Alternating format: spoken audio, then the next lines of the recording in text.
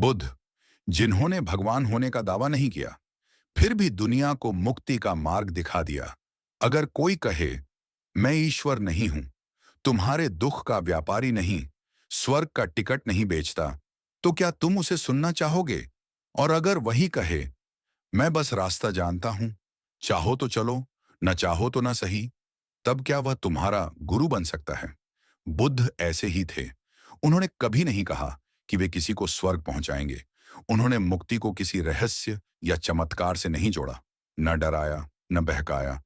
बस एक शांत, सरल और स्पष्ट रास्ता दिखा दिया। चलना तुम्हारा काम है, तुम्हारा दुख, तुम्हारी मुक्ति। न ईश्वर, न भय, सिर्फ खोज और अनुभव। धार्मिक इतिहास में कई महापुरुषों ने खुद को ईश्वर, ईश्वर का पुत्र या अवतार बताया। ईसा ने कहा कि वे ईश्वर के पुत्र हैं। मोहम्मद साहब ने स्वयं को अल्लाह का पैगंबर बताया। श्री कृष्ण ने गीता में कहा, यदा यदा ही धर्मस्य ग्लानिर्भवति भारत, यानी जब जब धर्म की हानि होती है, मैं अवतरित होता हूं। लेकिन बुद्ध एक अपवाद थे। उन्होंने कभी यह दावा नहीं किया कि वे भगवान हैं, न ही यह कहा कि उन्हें माने बिना मोक्ष असंभव है। बुद्ध का धर्म किसी स्वर्गिक आदेश पर आधारित नहीं था। उन्होंने कहा, मैंने दुख देखा, उसे जिया और फिर उसका कारण और समाधान खोजा। यह किसी चमत्कार का परिणाम नहीं, बल्कि एक जागृत मानव की अंतरयात्रा थी। मुक्ति क्या है? बुद्ध के अनुसार मुक्ति का अर्थ है जब राग समाप्त हो जाए, द्वेष गल जाए और मोह का पर्दा हट जाए। यही निर्वाण है।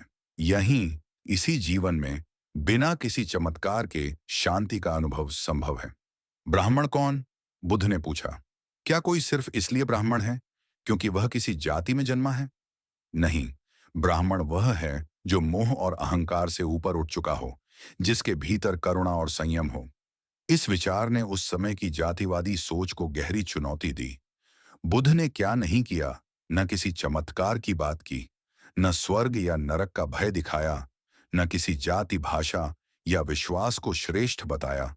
उन्होंने कहा, तुम्हारे दुखों का कारण तुम्हारे भीतर है और मुक्ति का द्वार भी तुम्हारे भीतर ही है।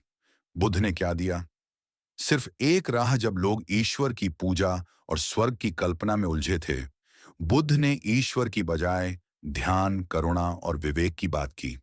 उन्होंने कहा, मैं तुम्हारा गुरु नहीं, न तुम्हारा मुक्तिदाता। मैं तो बस वह दीपक हूं जो मार्ग रोशन करता है। उनकी वाणी में कोई दावा नहीं था, कोई भय नहीं, कोई स्वर्ग का लालच नहीं। बस एक मौन करुणा थी जो कहती थी, मैं यहां हूं, तुम्हारे भीतर का द्वार खोलने के लिए। बुद्ध ने किसी को उत्तराधिकारी नहीं बनाया। यही उनकी सबसे बड़ी विरासत। हर धर्म में कोई उत्तराधिकारी होता है। गुरु अपने स्थान पर किसी को बैठाता है, लोगों को कहता है, अब इसका अनुसरण करो। लेकिन बुद्ध ने ऐसा नहीं किया। अपने अंतिम दिनों में जब शिष्य पूछते हैं, भगवान, आपके बाद हमें कौन मार्ग दिखाएगा, तो उन्होंने बस इतना कहा, अप दीपो भव, स्वयं अपना दीपक बनो। उन्होंने स्पष्ट किया कि धम्म ही तुम्हारा गुरु है, सत्य ही तुम्हारा उत्तराधिकारी है। किसी व्यक्ति की छाया में मत चलो, स्वयं की रोशनी में चलो। यही निर्णय क्रांतिकारी था, क्योंकि उन्होंने धर्म को व्यक्ति पूजा से मुक्त किया, सत्ता नहीं बल्कि स्वतंत्रता दी। हर इंसान से कहा, तुम भी बुद्ध हो सकते हो यदि तुम जागो। बुद्ध ने किसी का सिंहासन नहीं सौंपा, उन्होंने हर इंसान के भीतर आत्मदीप जलाने की चिंगारी दी। जब दिल टूटा हो, बुद्ध की बातें मरहम बनती हैं। कभी अकेले बैठो, जब मन भटके या जीवन बोझ लगे, तब बुद्ध की यह वाणी याद करो, सभी चीजें नश्वर हैं, यह समझ जाओ, और दुख कभी टिकेगा नहीं। बुद्ध कोई वादा नहीं करते, वे बस एक मौन भरोसा देते हैं। तुम जैसे हो वैसे ही जाग सकते हो। बुद्ध का असली उपहार तो बुद्ध ने दुनिया को क्या दिया? न कोई ग्रंथ, न कोई वरदान। उन्होंने दिया स्वयं को जानने का साहस। बताया कि मुक्ति किसी और के भरोसे नहीं, बल्कि अपने भीतर उतरने से मिलती है। उन्होंने पूजा नहीं बल्कि समझ और अनुभव को महत्व दिया। उन्होंने ईश्वर नहीं, मानवता को केंद्र में रखा। मैं पूजा की वस्तु नहीं, मैं तो बस एक मोमबत्ती हूं जो अंधेरे में तुम्हारा मार्ग दिखा सकती है। चलना तुम्हें स्वयं होगा।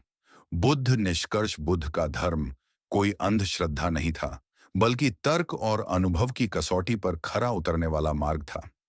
उनकी वाणी आज भी कहती है, डरो मत, जागो। मुक्ति किसी और से नहीं, तुम्हारे अपने भीतर से है। अगर तुम धर्म के नाम पर डरते डरते थक चुके हो और अब समझना चाहते हो, तो बुद्ध तुम्हारे इंतजार में है।